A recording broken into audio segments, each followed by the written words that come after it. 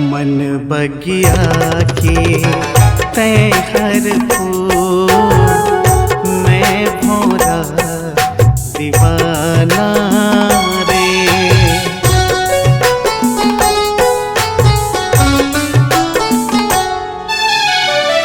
मन बगिया के तय हर फूल, मैं भौरा दीवाना रे।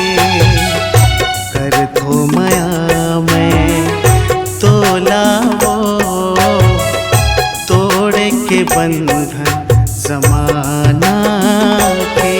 तही जिंदगी मोर तही प्यास रे, तही पहला गोरी एहसास रे।